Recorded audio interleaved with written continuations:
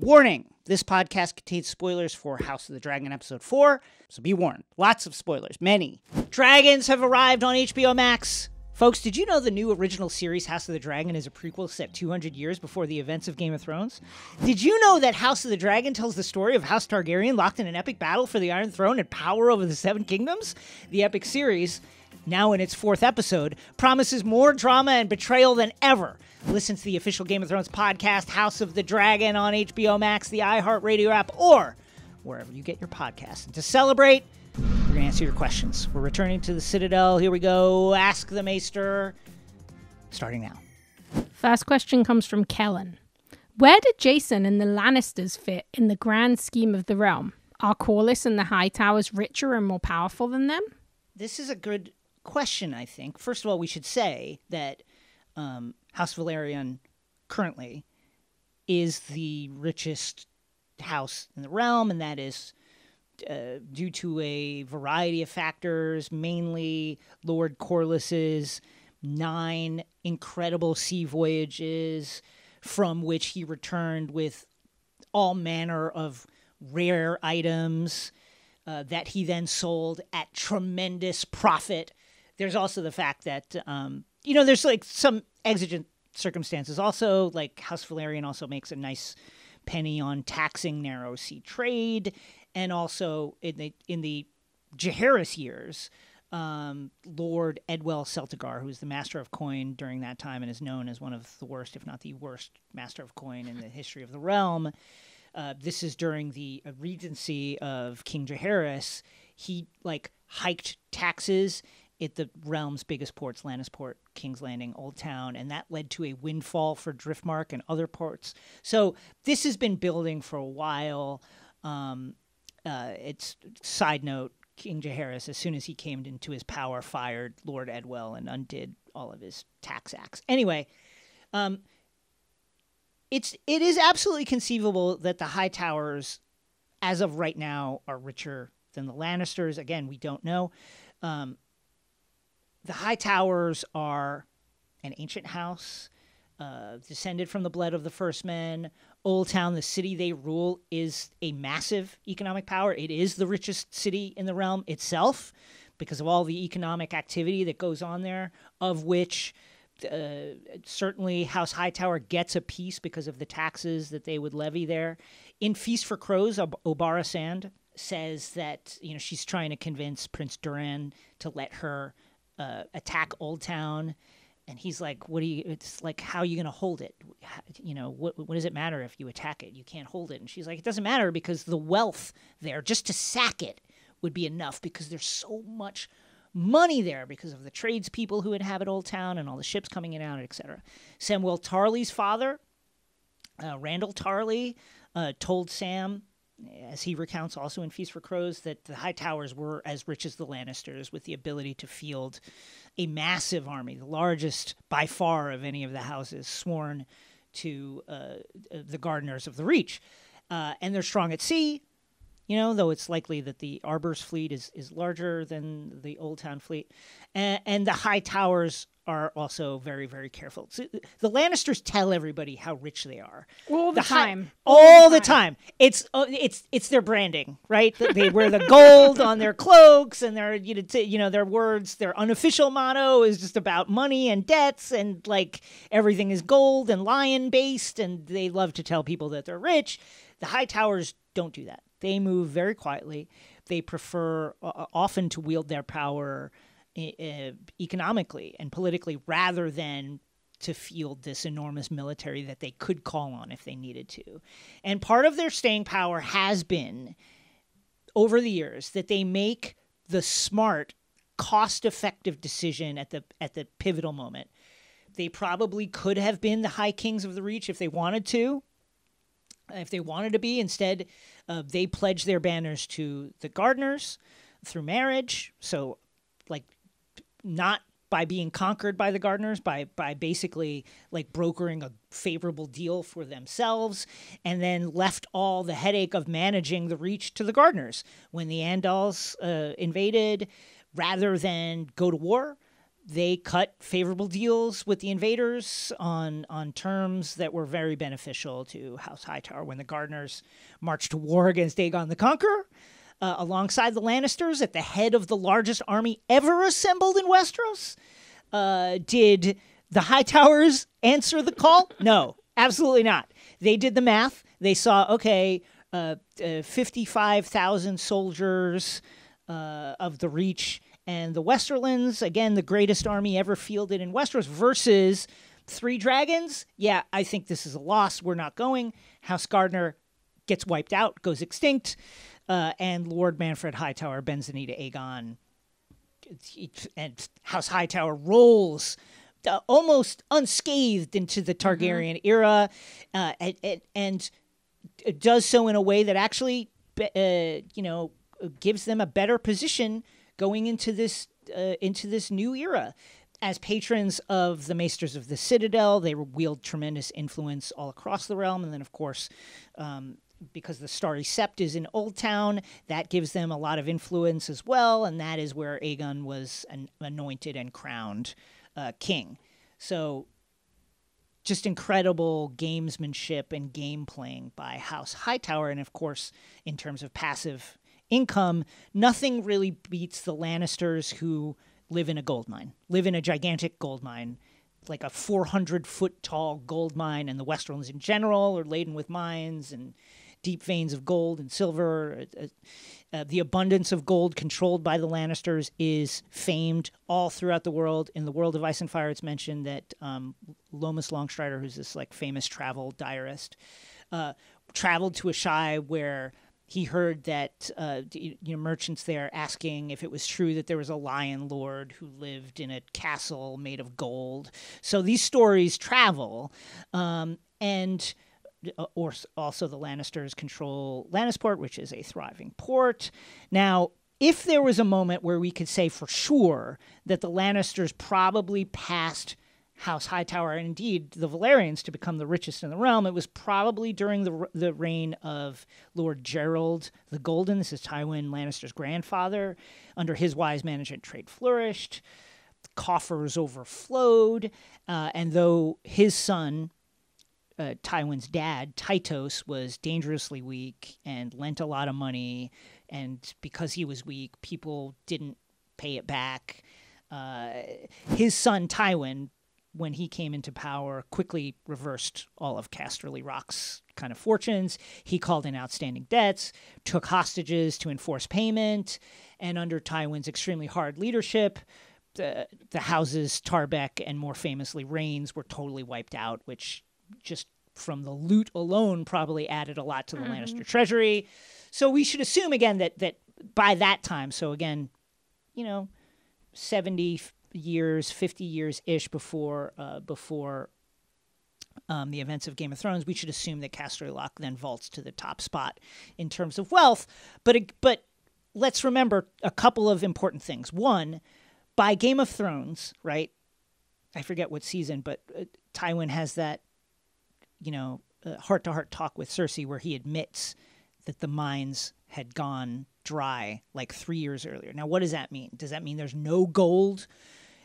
Probably not. What it probably means is, one, House Lannister is not as rich as everybody thinks, and two, they bankrolled Robert's rebellion, and then when Robert became king, he was just an irresponsible spender who didn't know anything about economic restraint. And of course, Littlefinger, as Master of Coin, helped him spend money he didn't have. And who bankrolled all of this, who gave loans to the crown that were never going to be paid back? It was House Lannister. So that was probably pretty destructive to their finances. And of course, they covered it up pretty well, which leads me to the second thing. As we mentioned, House Lannister loves telling everybody how rich they are. Are they as rich as they say? Are they just fronting? Are they just putting on? It's unclear. But we should assume that certainly by the time Tywin Lannister becomes, Lord of Casterly Rock, Warden of the West, that the Lannisters are the richest in the realm. But it is fair to assume that the Hightowers are right there at this particular time. Jay asks, Is there anything in Targaryen history that would indicate an immunity to grayscale? Because Daemon did not seem overly concerned. That's right. That was confirmed that the crab feeder has grayscale, and of course Daemon chopped him in half and was carrying his body around. No, on the contrary, we talked about the wars between Old Valyria and the Rhoynar when we talked about Nymeria. The Rhoynar were a people that lived along the banks of the Rhoynar River who were kind of like water sorcerers, could control water magic, had this really highly advanced society. And they came into conflict with Old Valyria, who eventually wiped them out after sending hundreds of dragons after their last city. Now, as a doomsday weapon of sorts, the Rhoynar, in their last moments, cast some kind of spell that caused the river to flood, and shortly thereafter, a kind of vile fog rolled in, and everybody in that fog. Many in that fog. We don't know the actual numbers, but the people in that fog, Valyrians, then fell ill with grayscale. So we know that Valyrians could get grayscale and were indeed vulnerable to it because of this event. And so we should assume that Targaryens can catch grayscale as well. Why did Daemon do this?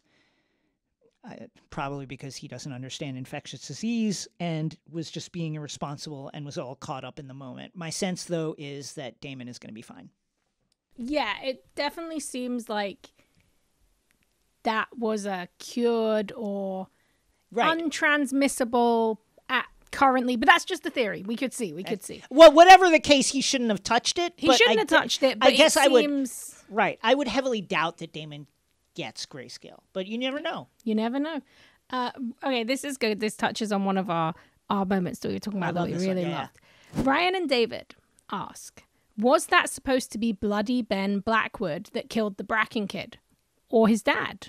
That's great. So the books mention that there was a Samwell Blackwood who fought an Amos Bracken over the hand of Rhaenyra Targaryen when she was doing these kind of marriage tours around, and this was in the Riverlands.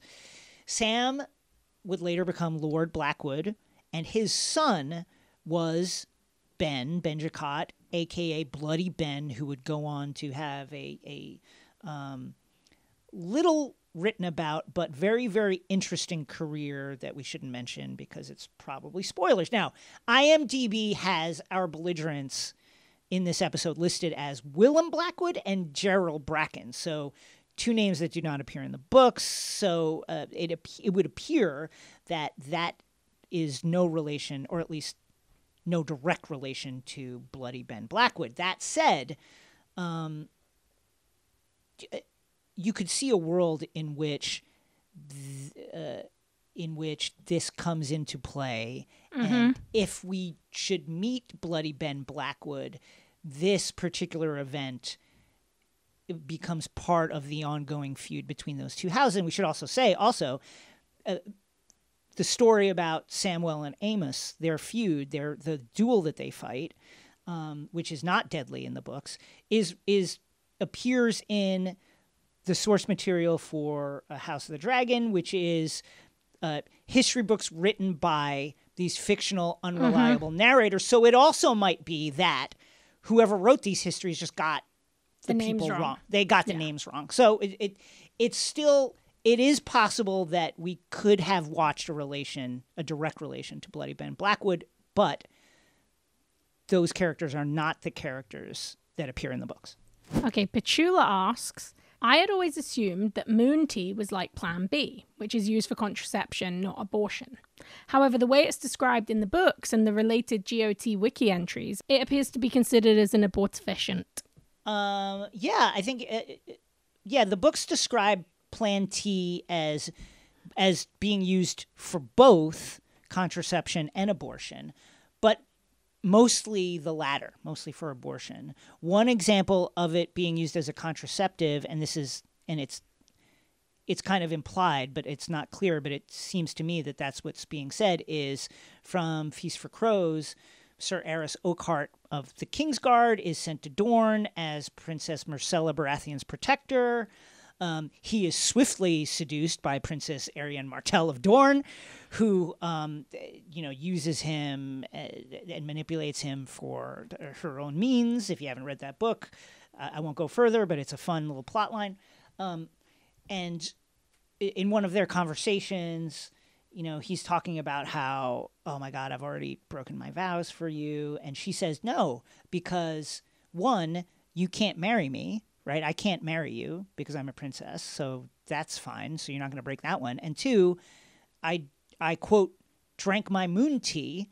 So I'm not going to get pregnant is what she's saying. So that would seem to imply to me that she's like drinking this as a contraceptive. But again, it seems mostly that, as it's depicted in the books, that it is used as something to have an abortion with. That said, it's also clear that they're using it for both. Yeah, something I found really interesting about the use of it in this episode as well is like, what does it say about Viserys and his belief in Rhaenyra? Yeah, I know, right? Because she said no, and he's like, here, have the abortion tea. Well, I think it's also just like a no harm, no foul, right? Okay, yeah, you say no, but also let's just make sure.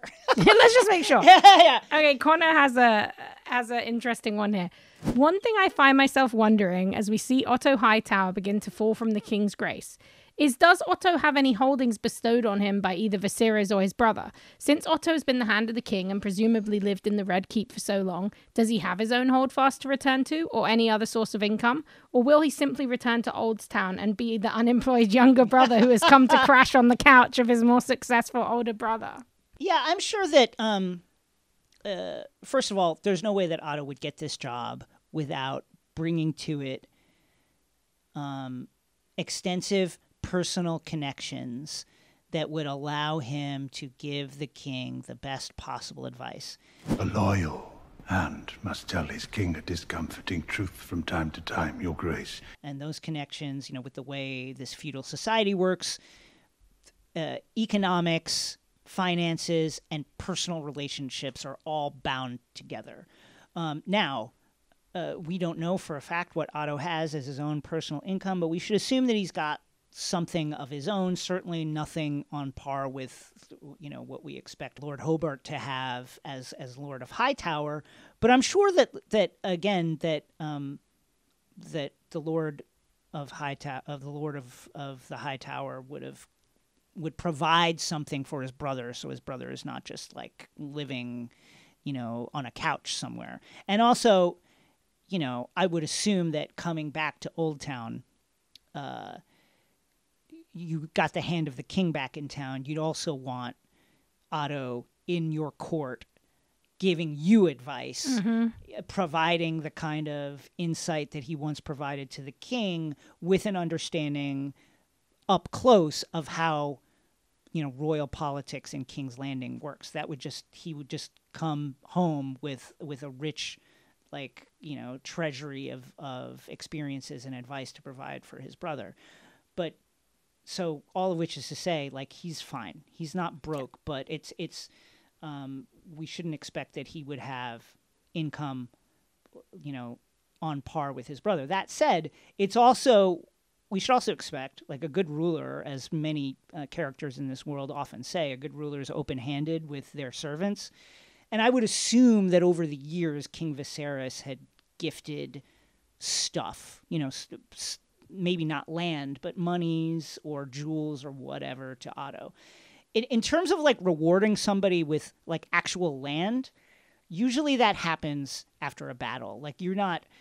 Viserys would not reach into Oldtown or the Reach going over the head of the Tyrells or of his brother and say, I decree that you have this castle and this land in the Reach and I'm giving it to you, even though all the lords hold their lands and titles from the king. The king provides those things. He can take them back anytime.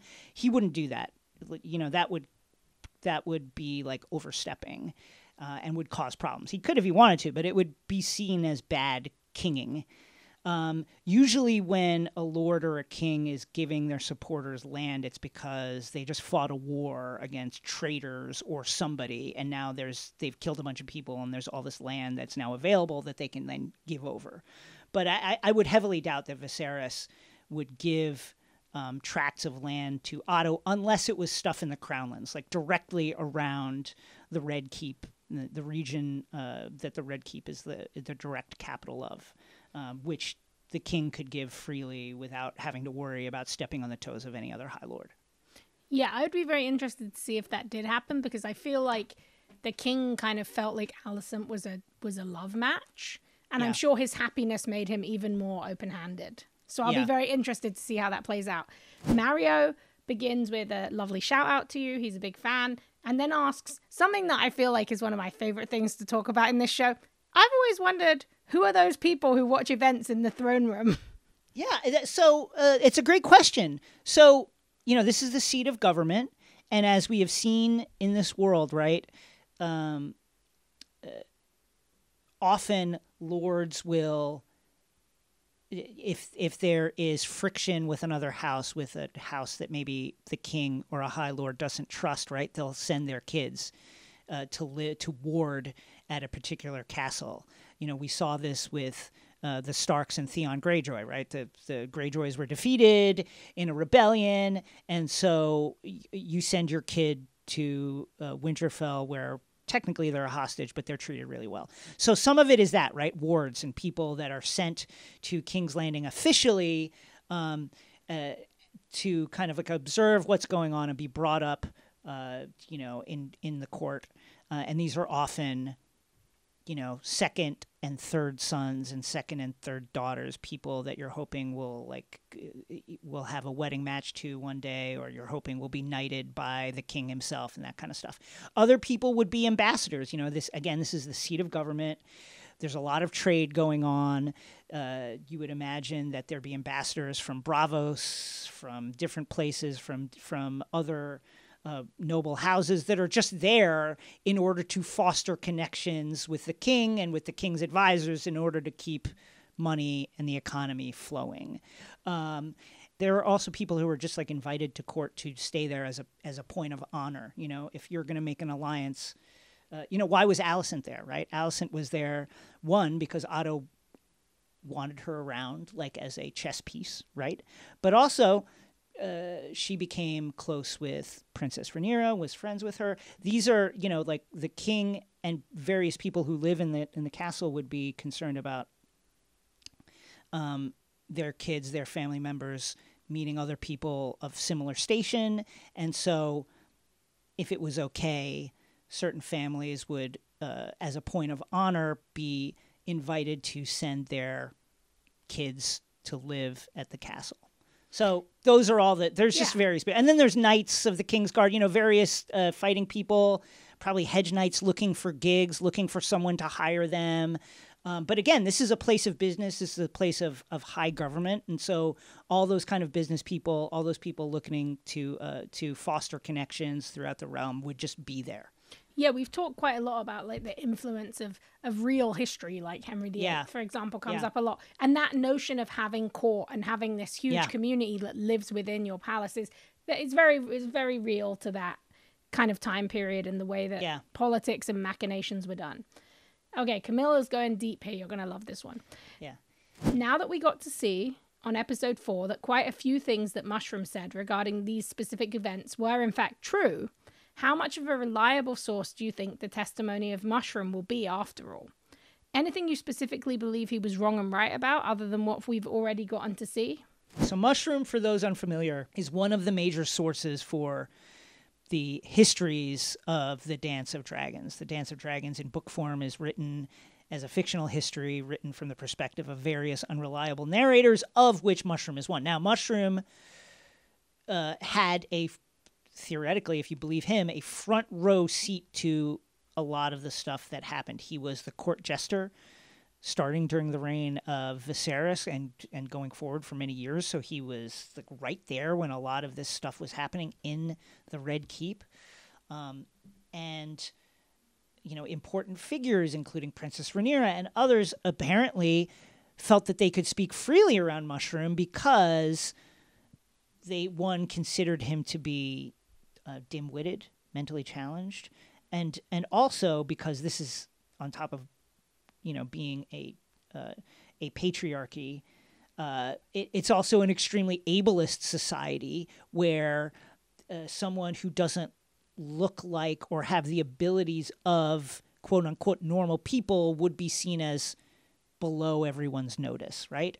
So Mushroom, according to himself, we always have to say that, this is according to him, got a lot of the real scoop about stuff that was really going on. Like, he was there in the room, he says, when some of the most lurid and lascivious stuff happened. And again, often his stories are the most, sexually suggestive, the most titillating, the most violent, etc., showing the worst side of all these people. He talks about Baelor the Blessed, Targaryen king, who is very, like a very faith-obsessed person, ordered that every copy of the Testimony of Mushroom's book be burned, but of course some got through. Mushroom was, again, clearly very, very wrong about a lot, but there's a lot we can't talk about because of spoilers for stuff later on in this series, but we can mention some of the things that he wrote about that have come to pass.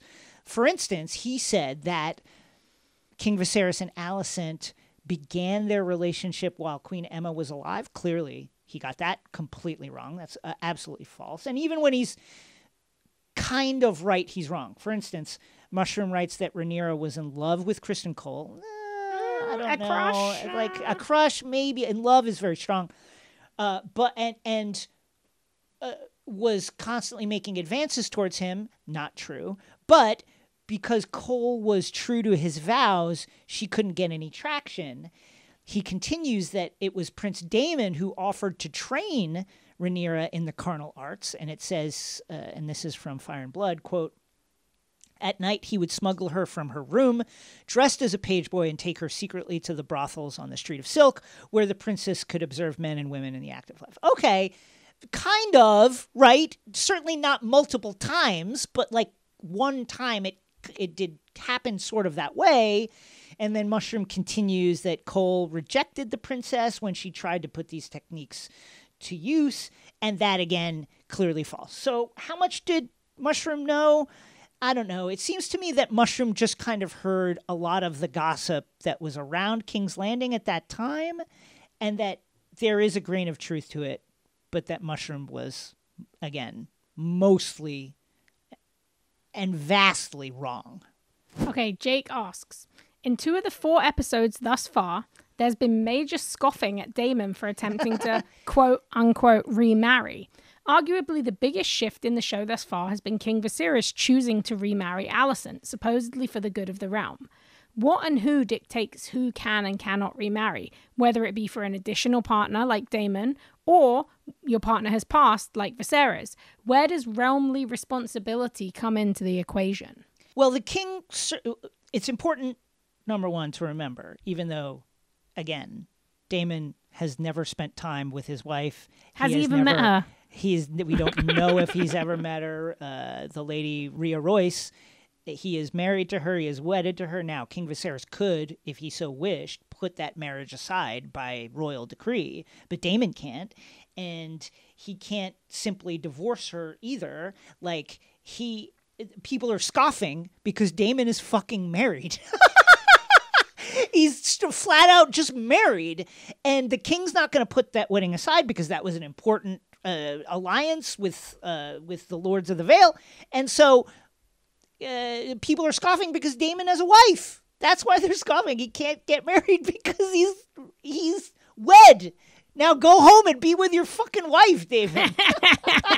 Yeah, and Viserys, he had to get remarried to continue his legacy and his family and have an heir. His wife had passed away. Now, also, Targaryen kings, we should, Maegor married 3 women at once. Aegon the Conqueror had 2 wives who were also his sisters. Like, there's the ruler can do stuff. Now, we should add also that they did that not without intense blowback from the realm at writ large. Like when Maegor married his black brides, it was not viewed sunnily by the realm. People were disgusted by this, and it was taken as more evidence that Maegor was an accursed figure. Aegon got away with this because he had multiple dragons and was beating the shit out of the entire realm. So everybody was like, okay, we'll just let this go. When Aenys, King Aenys, came in and tried to do similar stuff and it was seen as an abomination. He was very confused as to why all of a sudden, like, his dad could have gotten away with certain marriage things that he got away with, and he wasn't. So the king can occasionally marry more than one of his own relatives, but only, that is a step to be taken, only after much consideration, because the realm won't like it. So, Viserys, could take multiple wives, but he shouldn't, and thankfully didn't. And certainly Prince Daemon cannot do that. Okay, so Christian's going to give you one that I know you're going to enjoy diving deep into. Quick question about the crab feeder. HBO confirmed in one of the behind-the-scenes features that he's wearing a piece of the Sons of the Harpy mask, which you had mentioned. My understanding was that the Sons of the Harpy didn't form until the time of Daenerys' reign in Meereen. Am I wrong about that? Or are we assuming that the masks existed long before the events of Game of Thrones for a different purpose? Thank you. Yeah, you're not wrong about that. But I would liken it to when we see bagpipes, like at a parade.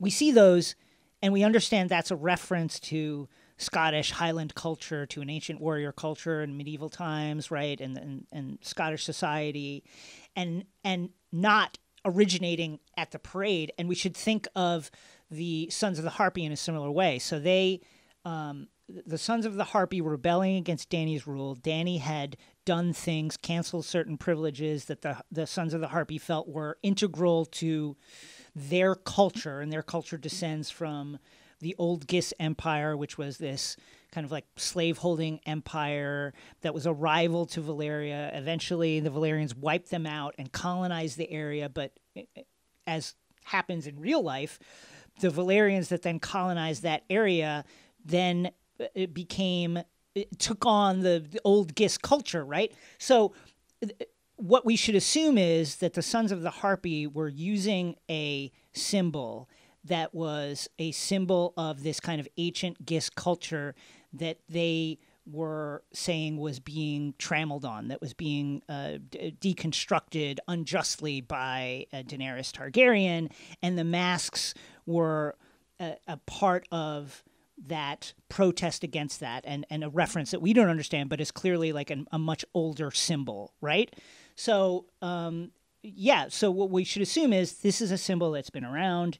It's has something to do with the Old Gis Empire and the culture of Slaver's Bay, but that it's an old one, not necessarily created by the Sons of the Harpy, but one that was adopted by them to reference their kind of ancient bloodline, this ancient society that they were feeling was being unjustly pushed down.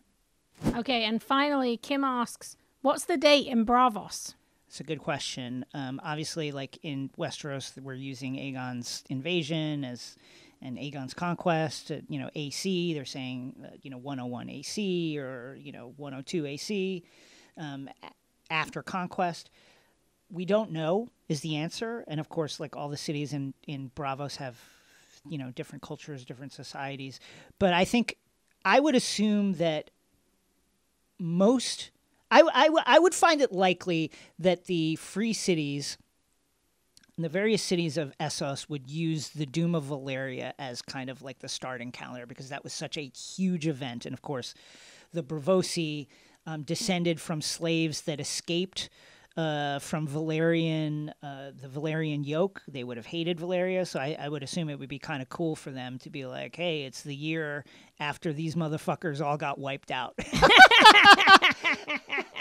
So that's my assumption. We don't know that to be the case. There's other, it could also be that that they start their calendar when they found Braavos and were able to establish their society after escaping from the Valyrian yoke. But I like to think that a lot of those cities use the Doom of Valyria as the start of their calendar. That's it for this episode of Ask the Maester. Don't miss the new HBO original series House of the Dragon, now streaming on HBO Max. And don't forget, your questions. We love answering them. Send them to askthemaester@gmail.com.